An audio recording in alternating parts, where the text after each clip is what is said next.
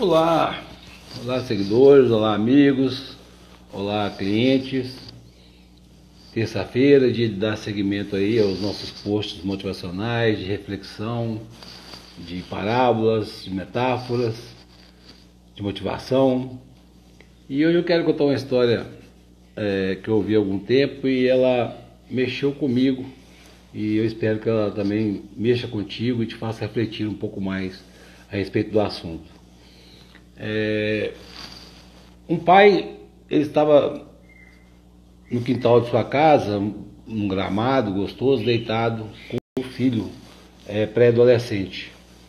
E os dois estavam ali numa tardezinha, no virar do dia para a noite, uma troca de ideia, né? Uma troca de papo muito gostosa que ocorre frequentemente entre pai e filho. E esse pai, ele era um sacerdote, né? E ele aproveitou aquele momento ali gostoso com o filho, no cair da tarde, no cair da noite, da noitinha, né? No virar da noite, do dia para a noite. E ele aproveitou aquele momento ali, como ele era um homem que tinha muito conhecimento ali da Bíblia, da palavra de Deus, para poder instruir um pouco o filho, né? Isso é um grande privilégio. Eu faço estudos bíblicos com meu filho quase que diariamente às 7h30 da manhã, e eu vejo isso como um grande privilégio, poder orientar meu filho aí nos bons caminhos. Ele tem 20 anos de idade, e o que a gente mais vê hoje, né, são os pais orientando seus filhos aí para serem homens, né, vamos dizer assim. Eu mesmo passei por essa experiência, como eu digo aqui, não porque meu pai não me amava ou coisa do tipo, mas porque ele não tinha as ferramentas, ele não tinha os recursos para agir comigo como eu ajo com meu filho hoje, né? Então hoje eu busco orientar meu filho aí, mostrando para ele inclusive os desertos que eu passei, os espinhos, por causa das minhas más escolhas, por causa das decisões equivocadas que eu tomei ao longo da vida. E eu até brinco com ele, falo: filho, olha, eu não sei muito bem como te ensinar a ter sucesso não, mas a não ter sucesso eu sei. É só você olhar para a minha vida aí, até há 2 anos atrás, 3 anos atrás, vamos dizer assim, que você vai perceber ali como não ter sucesso. Quando você ensina a não ter sucesso, em contrapartida você ensina também a ter sucesso. Mas é só evitar as coisas que eu fiz ali que não deram certo e fugir delas e buscar as coisas que eu fiz que deram certo e aprimorá-las, né? Mas bem, o pai estava lá, deitado lá no gramado, ele e o filho. Você pode até imaginar a cena, o pai ali deitado, com a mão debaixo da cabeça, do lado do filho, olhando para o céu, as primeiras estrelas começando a surgir, e os dois ali naquela conversa gostosa, onde o pai estava aproveitando o momento para poder doutrinar o filho ali, dentro da sua crença, né? Dentro da crença cristã. E o pai falando do amor de Deus, da grandeza de Deus, da bondade de Deus, e o filho ali ouvindo, né, o pai falar sobre aquilo tudo, com tanto ímpeto, com tanto amor, com tanta convicção, né? E aquilo foi mexendo com o filho. Então a gente pode imaginar a cena ali, né? O filho talvez com 13, 14 anos de idade, deitado ao lado do pai, que ele admirava tanto, né, por ser um exemplo a ser seguido. Mas ele tinha alguns questionamentos que todo pré-adolescente tem, né? E ele trouxe um questionamento para o pai dele. E o pai dele ali, quando estava falando, o filho interrompeu e disse assim: pai, quando você adquiriu a convicção, quando você passou a enxergar esse Deus tão grande quanto você diz que ele é, em que dado momento da sua vida você percebeu que esse Deus é esse Deus mesmo que você fala, tão grande, tão poderoso, tão maravilhoso, quanto o senhor prega lá, né? Quanto o senhor leva para as pessoas com tanta convicção? E aí o pai ficou ali pensativo, né? Eu acho que naquele momento ali buscou de Deus. Deus traz uma resposta para mim aí, porque para falar com adolescente, pré-adolescente, a gente tem que ter uma linguagem mais, digamos assim, mais objetiva, mais lúdica talvez. Ali naquele momento ali de introspecção do pai, ele estava olhando ali para o céu, a noitinha caindo, De repente, o pai olhando ali, um avião corta o céu, uma altitude bem elevada. E o pai olhou para aquele avião passando, deixando para trás aquelas duas riscas, né, de fumaça. Ele foi, olhou para o filho, né, imaginei a cena, ele olhando para o filho, e falou: filho, você está vendo aquele avião lá em cima? O filho olhou para o pai também, e não entendeu muito bem, né? A princípio não deve ter entendido muito bem. O que tem a ver isso? A pergunta que eu fiz para o meu pai com essa: será que meu pai está fugindo do assunto? Será que meu pai não tem a resposta para me dar aqui? Está fugindo do assunto? Mas ele falou: sim, pai, estou vendo sim. E aí o pai perguntou para ele: o que você acha? Aquele avião ele é grande ou aquele avião é pequeno? O filho olhou: pai, daqui parece que é pequeno. Eu não tenho certeza se ele é grande ou pequeno. Daqui ele parece que é pequeno. Meu pai foi, maneou a cabeça e falou assim: pois bem, meu filho, levanta aí. Aí bateu a grama na calça, pegou o filho pela mão e falou: vamos dar uma volta comigo ali. E aí o filho, sem entender nada, até então, né? Até então aquela pergunta que ele fez para o pai sobre a grandeza de Deus, sobre a convicção que o pai tinha sobre essa grandeza de Deus, ficou no ar, vamos dizer assim. Mas ele foi com o pai pegou o carro e os dois saíram. E para surpresa do filho, o pai, ele foi para o aeroporto dali da cidade, onde eles moravam. Eles moravam provavelmente numa cidade grande, havia ali um aeroporto internacional. E aí chegou naquele aeroporto, eles atravessaram o saguão e subiram para aquela parte de cima do aeroporto. Para quem já foi, sabe que existe uma parte onde a gente consegue visualizar a pista, né? E aí havia um Boeing 747, eu sei que existem aviões modernos que esse hoje, mas vamos pegar esse, que é um grande avião, parado ali, bem próximo à vista dos dois. Aí o pai olhou para o filho ali, sem entender muita coisa ainda. O pai perguntou: filho, esse avião, ele é grande ou ele é pequeno? O filho olhou e falou: não, pai, esse avião é enorme, ele é muito grande. E essa foi a deixa para o pai trazer a resposta que o filho tinha a respeito da grandeza de Deus. Ele falou assim: filho, tudo é uma questão de proximidade. Quanto mais você se torna próximo de algo, de alguém, ou daquilo que você crê, maior ele fica, né? Então, eu tenho convicção, eu tenho a certeza de que meu Deus é um Deus grande, porque eu me aproximei dele. Enquanto não me aproximei dele, eu via da forma que você viu aquele avião lá no quintal de casa, distante e pequeno.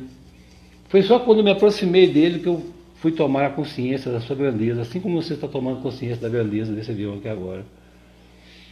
O filho ali, naquela hora, tomou aquele choque, né, e viu ali a sabedoria do pai, que de uma forma prática, simples e gostosa, levou para ele uma resposta bem sábia, bem coesa, né? E a mensagem que eu deixo aqui é essa, não só na parte espiritual. Eu digo muito da parte espiritual, porque eu sou realmente um apaixonado pela palavra de Deus, sou apaixonado pela instrução que a Bíblia traz, pelo tanto que ela tem me ensinado no meu dia a dia. Mas se você quer realmente ver a grandeza, conhecer o tamanho daquilo que você tem buscado, procure se aproximar. As pessoas costumam, por não conhecer, ter medo, por não conhecer, achar que é muito distante, que é muito longe, e a coisa fica pequena, né? Ali como o filho, ele sentado naquele avião, provavelmente era um grande avião que estava sobrevoando ali o céu. Podia ser um avião pequeno, não era, porque estava a grande altitude, eles ainda conseguiam ver o avião e ouvir o barulho dele. E ao aproximar-se dele, eles puderam constatar, né, que aquele avião realmente era um avião grande. E aí o filho abraçou o pai, muito alegre, e disse: realmente, o senhor está com completa razão. Então o pai mostrou para o filho que na medida que ele se aproximou de Deus, ele foi percebendo que a grandeza de Deus, o agir de Deus na vida dele, né?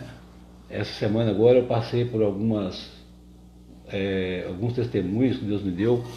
O maior deles foi ontem, onde meu filho, que mora lá em João Levade, eu falo sempre aqui na cidade, né? Ela fica a mais ou menos 1h30 de Belo Horizonte, da capital. Um amigo dele estava indo para Belo Horizonte para fazer um negócio de carro, para fazer uma troca de carro.